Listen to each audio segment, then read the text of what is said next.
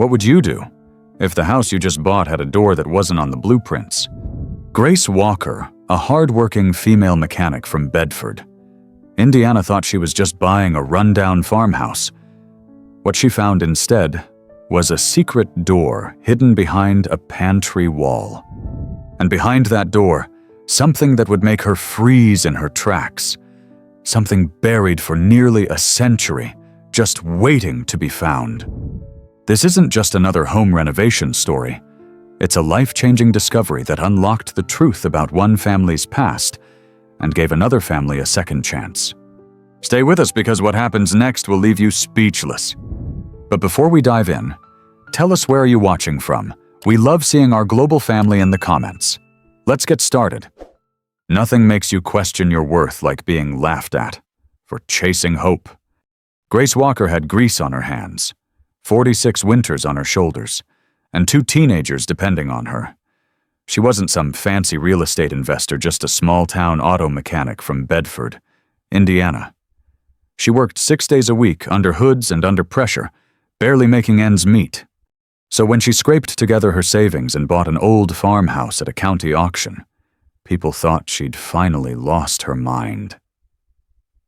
"Why would a woman like you buy that wreck?" her sister scoffed. "It's just a money pit with termites."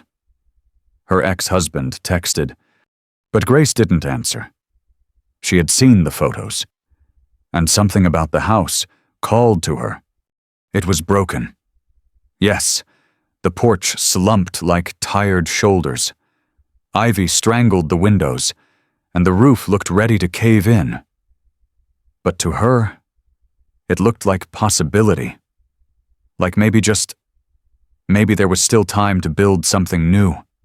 When she walked through that creaking front door with her daughter beside her and her son trailing behind, she didn't feel fear. She felt like she belonged. What she didn't know yet was that the house had been waiting for her, too.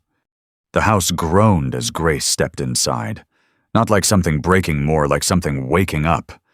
The floorboards creaked under her steel-toe boots. Sunlight pushed through the broken blinds in crooked slants, catching the dust dancing in the air like ash. The place smelled like time-old wood, rusted nails, and silence. "Mom, are we really going to live here?" That was Lily, her 12-year-old daughter, clutching her sketchbook like a shield. Grace turned, saw the hope hiding behind the question. "I don't know yet, baby, but we're going to try." Ben, 16, stood in the doorway, arms crossed, hoodie up. He didn't say much. He never did these days, not since their dad walked out. But Grace noticed how his eyes kept drifting upward, tracing the curve of the stairwell, the arch of the hallway, the way the house seemed to breathe. For years, they'd lived paycheck to paycheck in a 2-bedroom rental where the heat never worked and the neighbors fought through the walls. This place, falling apart as it was, felt like theirs. They spent the afternoon walking through each room. Most were empty, except for time-worn furniture and spiderwebs that shimmered in the light. The dining room still had a crooked chandelier hanging like a relic from better days. In the kitchen, a cast-iron sink was stained and chipped, but sturdy. Everything was coated in dust and memory. Then they found the pantry. It was tucked in behind the kitchen, half hidden by a warped door that barely opened. Grace had to shove her shoulder into it to make it budge, inside. The air was colder, like the room hadn't been disturbed in decades. Ben flashed his phone light toward the back wall. "That's weird," he muttered. Grace leaned in. The wallpaper was peeling more here, and the wall behind it bulged slightly, not like damage, but like something had been covered up. Could be water damage, she said, more to herself than the kids. But even as the words left her mouth, she didn't believe them. Lily stepped forward, running her fingers over the warped surface. "There's something under this," she whispered. Grace hesitated. Then she reached into her back pocket and pulled out her utility knife. She sliced a line through the paper. Beneath it was not drywall, but solid wood carved. Not scratched, carved. Symbols, swirls, lines that crisscrossed and spiraled like some kind of maze. At the center of the design, burned into the wood as though by a branding iron, was a single word. Begin. All three of them stared. Ben stepped back. Okay, that's creepy. Lily leaned in closer. It's like something from a storybook. Grace ran her fingers across the carvings. The wood was smooth, almost polished.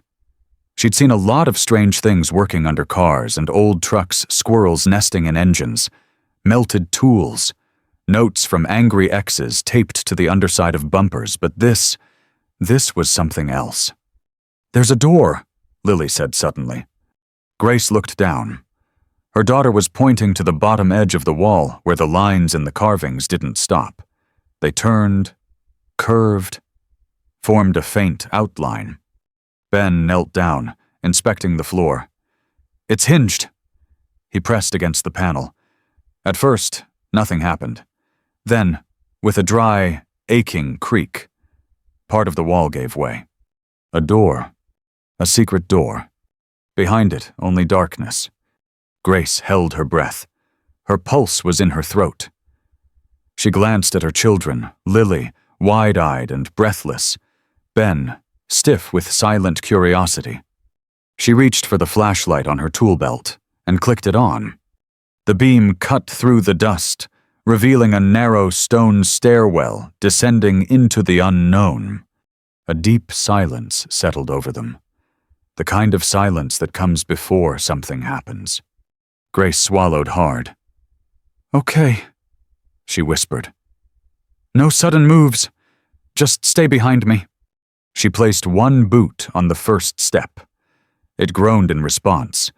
The beam of her flashlight trembled ever so slightly. Then she took another step, and another. She didn't know what was waiting down there, or why her skin felt like it remembered something her mind didn't. But one thing was certain. Whatever this house was hiding, it had just started to reveal itself. The steps were stone, cold, uneven. Grace gripped the flashlight tighter as she led her kids down the narrow stairwell. The air smelled of earth and rust. Behind her, Lily's breathing was shallow and fast. Ben followed in silence, but Grace could hear the hesitation in his steps, the pause before each one touched the unknown. The stairwell ended in a small landing. A wooden door stood before them, weathered and swollen with age. Carvings covered its surface, the same looping symbols they'd seen on the pantry wall. Grace reached for the handle. It was cold, too cold. She turned it. The door creaked open, and for a moment, the world held its breath. Inside was a room no one had stepped into for decades, maybe longer. It wasn't large, just big enough to hold a desk, a bookshelf, and a heavy iron trunk pushed against the far wall. Lily whispered, "It's like a bunker." Ben scanned the ceiling. "This isn't on the floor plan. This whole thing was hidden." Grace stepped inside, her boots kicking up dust thick as flour. She moved toward the desk. A single object rested on top, an old oil lamp. She picked it up and turned it in her hand. Still full, still intact, still waiting. She glanced at the bookshelf. Most of the spines had rotted beyond recognition. But one stood out, a red leather-bound journal, unmarred by time. Grace opened it carefully. The handwriting was elegant, confident. Dated July 1928. To whoever finds this, if you are reading my words, then perhaps you've found what others failed to see. This house holds more than wood and brick. It holds memory and warning. Grace blinked. She read on. The world is changing. I fear collapse, not of the house, but of everything we've built. I've hidden what I could. Not for greed, for survival. Not everyone will understand that. She turned the page and stopped. A hand-drawn map. Of the house. But not the house they knew. This one showed hidden corridors, concealed panels, and at least 3 underground rooms, one of them labeled only the vault. Grace's heart hammered in her chest. "Mom," Ben said sharply. She turned. He stood by the iron trunk, its lid cracked open. Inside rows of carefully wrapped cloth bundles. He lifted one and unwrapped it slowly. Inside was a gold pocket watch, heavy, immaculate, engraved. Another bundle held a velvet pouch of rare coins, some stamped from the 1800s. Lily moved toward a third. Grace almost told her to stop, but the look in her daughter's eyes froze her. Not fear, not greed, just wonder. The third bundle was different. It wasn't gold or jewels. It was a bundle of letters tied with blue ribbon, edges yellowed with time. Grace took them gently and sat beside the trunk, flipping through the first. Each was addressed to my daughter, Eleanor. Her throat tightened. They weren't just hiding valuables here. They were hiding a story, a family, something unfinished. "Why would someone leave this?" Lily asked, her voice barely audible. Ben's voice was quieter than she'd heard it in months. Maybe they couldn't come back. Grace held the letter close. The handwriting was steady, but there was a desperation between the lines. "If something happens, remember what's beneath the garden floor. The key is not where you'd expect." Grace read it twice. Then again, "The garden. The map." She stood quickly and laid the journal beside the map. Her finger traced from the pantry to the back of the house towards the garden. That's when they heard it. A sound. From upstairs. Footsteps. Someone else was in the house. Ben's eyes widened. "Did you lock the front door?" Grace shook her head. "We were the only ones here." Another footstep, heavier this time. Then silence. Lily reached for Grace's hand. The 3 of them stood frozen in the basement vault, hearts pounding, ears straining. Then, bang! A door upstairs slammed shut, then another, then silence again. Grace slowly reached for the iron lid and closed the trunk, gently, carefully. They made their way back up the stairs, one step at a time, not speaking, barely breathing. At the top, Grace held out an arm, stopping Ben from opening the pantry door too fast. She pressed her ear against the wood. "Nothing." She waited. 10 seconds. 20. Then slowly pushed it open. The kitchen was empty. The house was still. But the front door, it was wide open. The air in the kitchen felt colder than when they had gone down. Not the kind of cold that came from weather or drafty windows. It was the kind that curled down your spine and whispered, "You're not alone." Grace stared at the front door. It was wide open, swaying ever so slightly, as if someone had just slipped out, or slipped in. Ben moved fast, stepping in front of Lily. He reached toward the broom leaning against the wall and held it like a bat. "Stay back," he muttered. Grace scanned the room. No signs of forced entry. No muddy footprints. No voices. She stepped to the front door and looked out. The gravel driveway was still empty. Trees rustled gently in the wind. The same old world, but it felt different now. It felt watched. She shut the door slowly. Locked it this time. Deadbolt. Chain. Then she turned back toward her children. "Let's sit down." They gathered at the kitchen table, dust rising as they pulled out the old wooden chairs. Grace laid the map and journal on the table, her hands still slightly shaking. "We have to talk," she said. Ben nodded. "Yeah. About the creepy stranger probably roaming the halls." Lily, still pale, whispered, "Mom, What if they were looking for the same thing we found? Grace looked down at the journal, the letters, the map, the drawing of the house like a maze. She took a deep breath. I need to be honest with you both. I didn't just buy this house because it was cheap. Ben raised an eyebrow. I bought it. She continued, because I needed something of my own, something no one could take from us. After the divorce, after Grandma passed, I didn't feel like I belonged anywhere, not even in my own life. She paused, her eyes glassy. This house was supposed to be a fresh start. I thought I'd maybe fix it up and flip it, or live in it, even if it's broken. Lily reached out and touched her hand. But now, Grace continued, her voice growing steadier, I think we were meant to find it. I think it was waiting for someone like us. Ben's expression softened. Someone who doesn't run. Grace nodded. Someone who doesn't give up.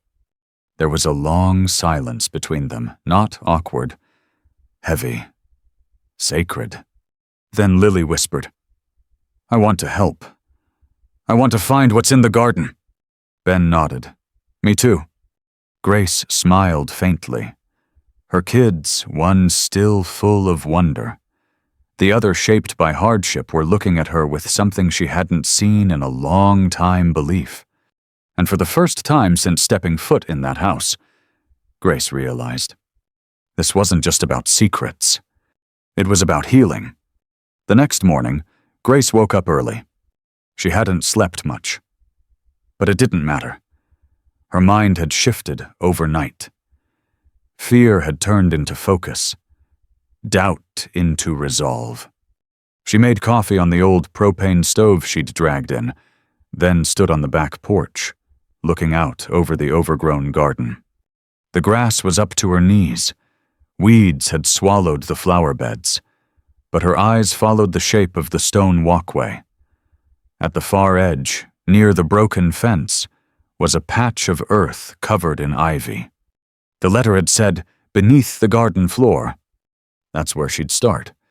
By noon, Ben had found a metal detector in the garage. It barely worked, but it gave them a place to begin. Lily marked areas on the map. Grace started clearing brush. By evening, they were covered in dirt and scratches, but smiling. Every shovel of earth they turned wasn't just about treasure. It was about proving they still had fight in them, that they weren't just survivors, they were seekers. Later that night, after Lily had gone to bed and Ben was upstairs sketching designs to reinforce the pantry door, Grace sat alone in the kitchen. The journal lay open in front of her. She turned to the next entry. If they come looking, you'll know. They won't knock. They won't ask permission. But remember, what is hidden was not meant to stay buried forever. Not if the right hearts come looking. Grace exhaled slowly. She had no idea what lay beneath the garden, whether it was treasure, or just stories, or maybe something darker. But one thing was certain. She wasn't just fixing up an old house. She was rebuilding a life. And this time, she wasn't doing it alone. 3 days later, the back garden looked like a battlefield. The grass was cleared, ivy pulled. Dirt piles lined the crooked stone path like miniature graves. Tools lay scattered: shovels, trowels, a rusted crowbar. The family's hands were blistered, clothes stained, muscles aching. But the spirit unshaken. Ben had uncovered what looked like an old concrete slab near the garden wall, partially buried under decades of soil. At first, it just seemed like an old patio foundation. But when he knocked on it, it echoed hollow. Something's under there, he'd whispered. Grace dropped to her knees and began brushing away the dirt with trembling hands. Hours later, the three of them stood over what was clearly a hatch reinforced with iron and bolted shut from the outside. That night, as they rested in sleeping bags on the dusty living room floor, Grace couldn't sleep. The map, the letters, the vault, the sound of someone in the house days earlier. She stared at the ceiling, heart pounding. Why was this all still here? Why hadn't anyone found it? Why them? And more urgently, who else knew? The answer came the next morning. A sleek black SUV rolled into the driveway around 10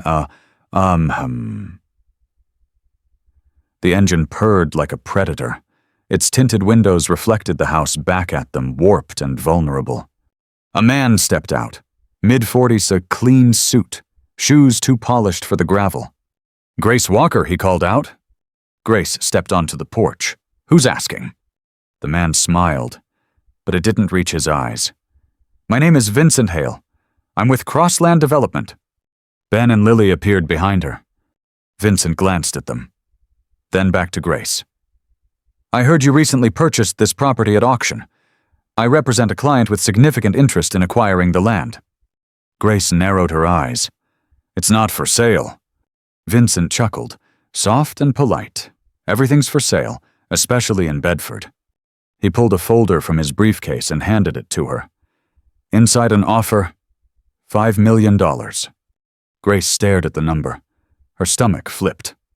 "That's a mistake," she said. "You meant to write 500,000. "No mistake," Vincent said, voice smooth.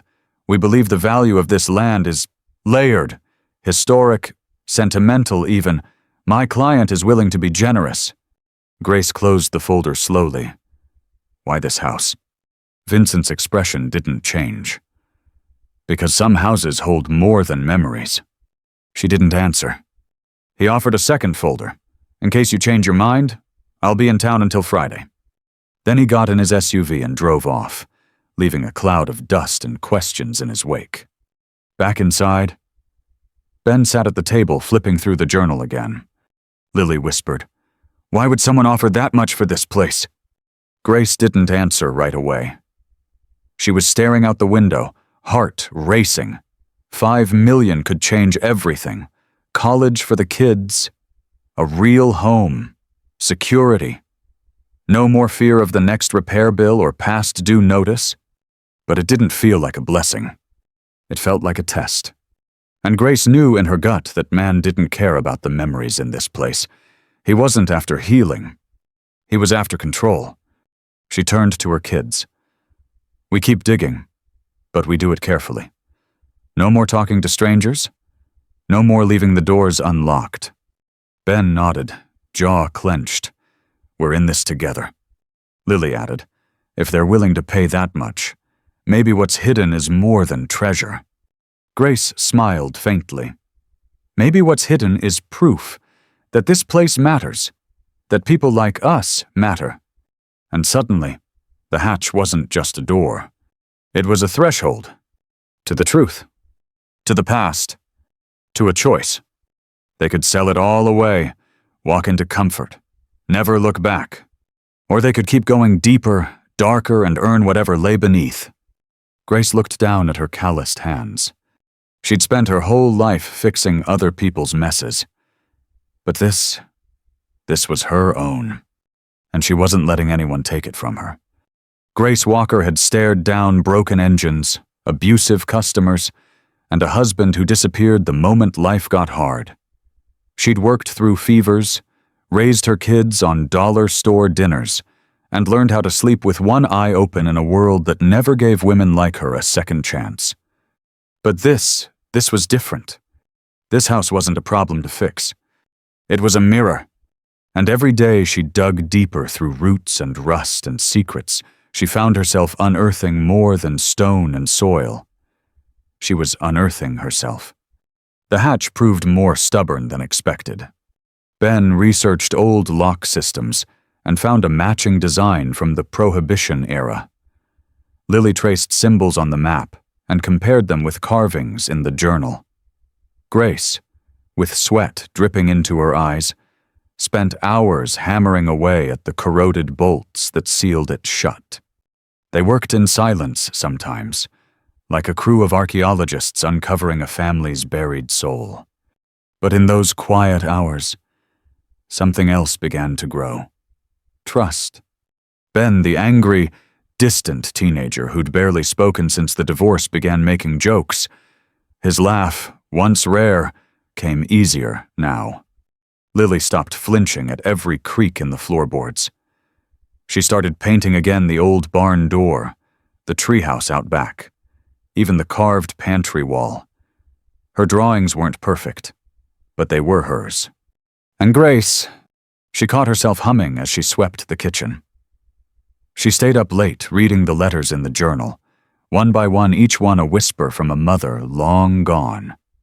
She felt less alone, less disposable. For the first time in years, she wasn't just surviving. She was living. One evening, as the sun spilled gold over the porch, Grace found herself alone with Ben. They were oiling hinges on the old storm shutters, watching the horizon burn orange. Ben broke the silence. "Did you ever want to leave?" he asked. When Dad left. Grace paused, eyes on the sunset. "Every day," she admitted. "But every day, I looked at you and Lily, and I stayed, not because I had to, but because leaving would have meant I gave up." Ben nodded slowly. "I thought you stayed because you were stuck." Grace looked at him, her voice steady. "No. I stayed because I chose to fight, even when it was ugly, even when I didn't know what I was fighting for yet."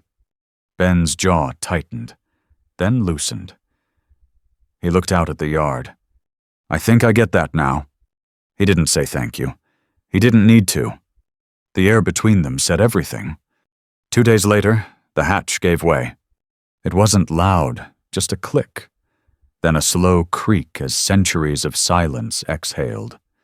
They stood there, Grace, Ben, and Lily staring into a dark chamber that smelled of cedar and secrets. They hadn't opened a treasure room. They had opened a time capsule. Inside wooden crates, covered in canvas, family heirlooms, war medals, hand-carved toys. One crate held sealed jars of preserves still intact after generations. Another contained blueprints for the original house, signed in fountain pen by a woman named Eleanor Hargrove, the same woman from the letters. There was no gold, no diamonds, no hidden riches. But there was truth. And in that moment, Grace realized, this wasn't about money. It never was. This was about legacy. That night, as cicadas sang in the trees and the crickets picked up their rhythm, Grace sat on the porch with a cup of tea. Lily was asleep on the couch. Ben had gone to bed with a blueprint tucked under his pillow.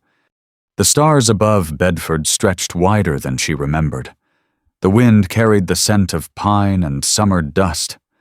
She thought of Vincent Hale, of the $5 million offer still sitting in the kitchen drawer. And then she smiled, because no amount of money could buy what she had found here. Not in the ground, not in the walls, but in herself. She wasn't just fixing a house. She was rebuilding a family. Grace stood in the center of the garden, eyes closed, hands resting on her hips, the late summer wind brushing against her face. The land around her had changed, not in appearance, but in meaning. It was no longer just an overgrown patch of earth behind a broken house. It was sacred ground, where pain had been buried, where truth had waited, where healing had begun. The local paper had caught wind of the story, literally. A neighbor's nephew, helping mow the front lawn, had seen them lifting artifacts from beneath the garden hatch and snapped a photo. The image made its way to a community page, then to a reporter, then to an email in Grace's inbox, with the subject line, "Would love to interview you, local mother uncovers century-old family vault." Grace almost deleted it, but then she remembered the woman in the journal, Eleanor Hargrove, writing letters to a daughter who might never read them. Grace wasn't Eleanor, but she had a daughter and a story worth telling. So she said yes. When the reporter came, she asked the usual questions. How did you find the house? What was your first thought when you found the hatch? Have you considered selling the land now that it's historic? Grace answered each one carefully. She didn't embellish. She didn't dramatize. She just spoke. But when the reporter asked, "Do you think it was fate?" Grace paused and said, simply, "I think it was mercy." The article came out 2 days later. Grace didn't expect much. But the emails started flooding in. Messages from strangers across Indiana, then Illinois, then Michigan. One woman wrote, "I left my abusive husband last year. I saw your story, and for the first time, I believe there's still something waiting for me, too." Another, "I'm a single dad raising 2 kids and working night shifts. I cried reading about you and your family. Thank you for reminding me that struggle doesn't mean failure." Grace printed every message, taped them to the inside of the kitchen cabinets, the ones Lily had repainted with sunflowers and bluebirds. Ben, now building furniture from the leftover cedar planks they'd found, quietly added shelves under the stairs to hold the letters and artifacts. He didn't say much about the article, but Grace noticed he started carrying himself taller, like he belonged to something greater. And Lily. Lily wrote a children's book based on the story. She called it The Garden That Remembered. Her art teacher cried, reading it aloud in class. One evening, the black SUV came back. Vincent Hale didn't step out this time. He just rolled down the window as Grace worked in the front yard. Last chance. He called, 7 million. Grace didn't stop pulling weeds. She didn't even look at him. She just smiled. "You don't understand," she said gently. "This place doesn't belong to you." Then she turned her back, and the SUV rolled away for the last time. On the 1-year anniversary of moving in, Grace hosted a small gathering in the garden. Just neighbors, a few friends, and 2 other single mothers she'd met through the emails. They planted a cherry tree near the hatch. Lily tied a ribbon to one of its branches. Ben placed Eleanor's journal in a shadow box under the porch light. And Grace stood quietly at the edge of it all, watching. Not as a mechanic, not as a single mother, but as a woman who chose not to run. The house was still falling apart in places. The upstairs toilet leaked. The roof needed patching. A family of raccoons had taken residence in the barn. But none of that mattered, because for the first time in her life, Grace didn't just live in a house. She lived with it. It breathed when she breathed. It held her stories, and in return, she held its heart. Anyone can rebuild if they're brave enough to stay, and kind enough to listen. As the sun dipped behind the hills of Bedford, Grace Walker didn't sit down to rest. She stood beneath the cherry tree she'd planted over the hatch, hand on her heart, watching her children laugh in a house the world once called worthless.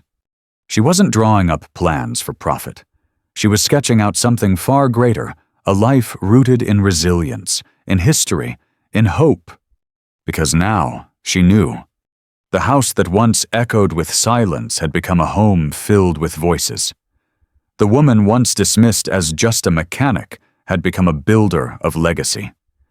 And the pain she carried for so long had finally found a place to rest beneath the soil, between the pages, inside the walls.